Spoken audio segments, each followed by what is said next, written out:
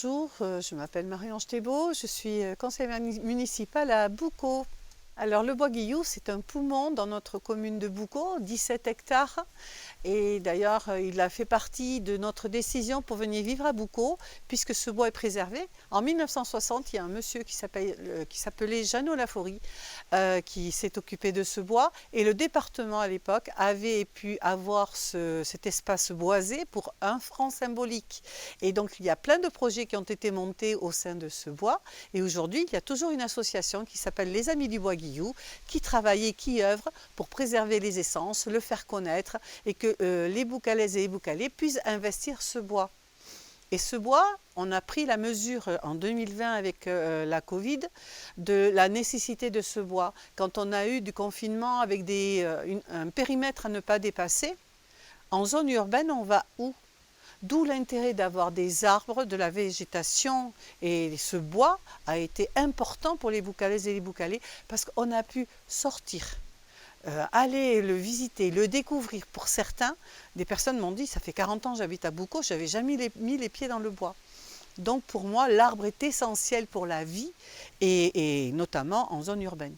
Alors ce bois, depuis qu'a été installée la fête du Bois Guillou, j'ai été à l'initiative il y a quelques années de cette fête qui perdure toujours, de pouvoir sensibiliser les gens à ce qui vit du plus infime avec les essences d'arbres, mais au plus petit animal et tout ce qui contribue à la vie d'un bois, avec la biodiversité, avec l'eau. Donc il y avait aussi des associations qui sont venues parler de l'eau, qui sont venus parler aussi du tri et des déchets, qui sont venus parler de l'air, qui sont venus aussi faire des conférences sur les oiseaux migrateurs et Galadia. Et Galadia, une association qui est chère à mon cœur, parce que tous les ans, depuis cette période où on a lancé la fête du Bois Guillou, on a des relâchés d'animaux qui sortent de convalescence à Egalalia.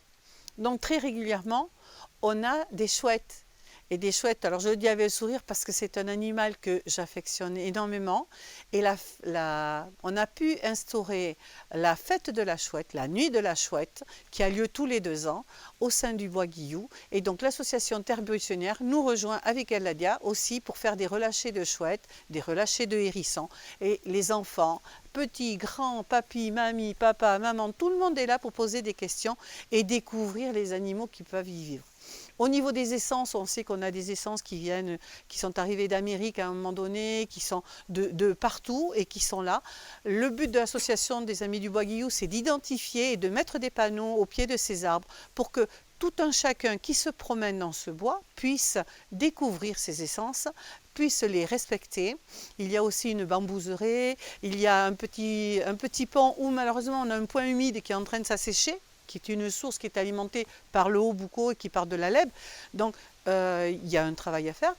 C'est le département qui a la gestion de ce bois, donc depuis 1960, et les Amis du Bois Guillou qui œuvrent avec le département pour pouvoir permettre aux gens de reconnaître ce lieu. Alors au niveau de la ville, ça appartient aux politiques qui sont dans la majorité et qui sont en responsabilité de l'urbanisme et aussi de l'environnement. C'est une gestion qui doit se faire et prendre en compte effectivement les gens malades. Sur la pollution, on attendra parce qu'il y a eu des études qui ont été faites et elles vont sortir là.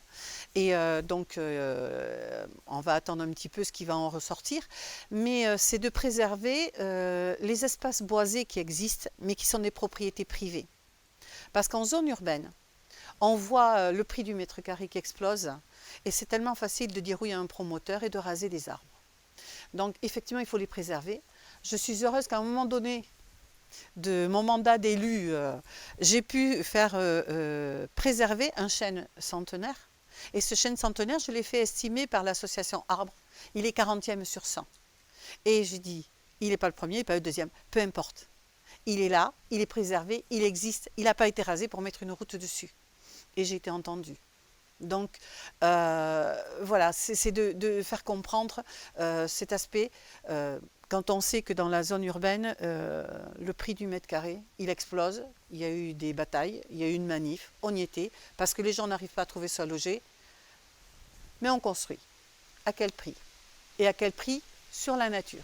Parce que ça, les histoires de compensation, quand on dit on construit, on va remettre une compensation ailleurs, je dis c'est juste pas possible pour moi. On ne refait pas en quelques mois ce qu'a fait la nature pendant des années à mettre en place. Donc je dis aujourd'hui la compensation, non. Il faut éviter de détruire, d'abattre tout ce qui nous entoure. Il faut vivre avec à la nature. Il faut apprendre à vivre avec la biodiversité et à préserver le plus petit animal qui est là et qui contribue à notre vie et qui est essentiel.